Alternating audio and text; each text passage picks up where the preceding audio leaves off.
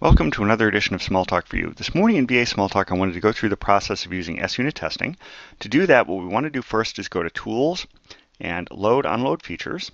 So give it a minute to do that. We'll have to scroll down into the S's. So we scroll down here. We'll find SUnit, move it over there, hit OK, and it'll go ahead and load that.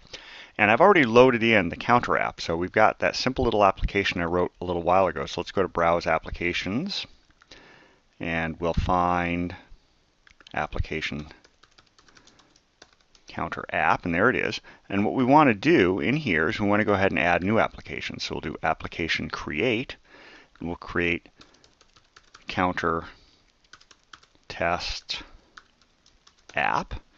And what we need to do with this is we need to set some prerequisites. We have two prerequisites in here. We're going to go down to the C's. And since we're going to be testing counter app, that's obviously a prerequisite, so I'll put that over there. Now, interestingly, if you don't make SUnit a prerequisite, class test case will not be available as a superclass because it won't be visible. So we'll go ahead and specify that. And at this point, we can now go ahead and create, under the add menu here, a new class and get the wizard. So we'll hit T and go down here to test, select test case as our superclass, and we'll call this counter tests. And we'll make this a regular subclass, and that'll come in. And now at this point, we can switch over to method source, and we can put in a simple test case. So we'll do something like, oh, I don't know, test add 1.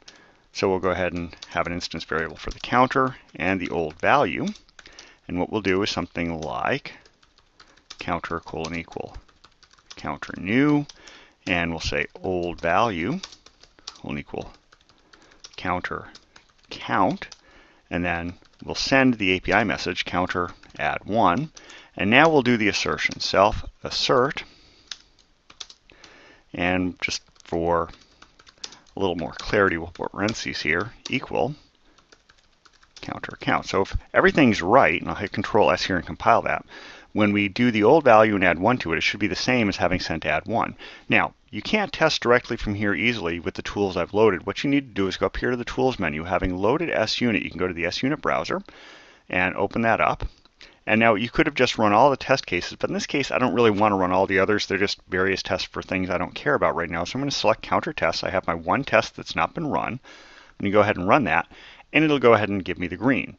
And notice it tells me that it's incomplete because there are a bunch of other tests that I haven't run, but that's because, in this case, I don't really care about those.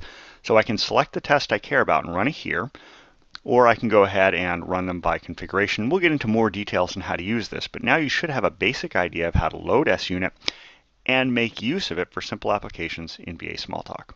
So that's about it for today. Until next time, have fun with whatever Smalltalk you're using.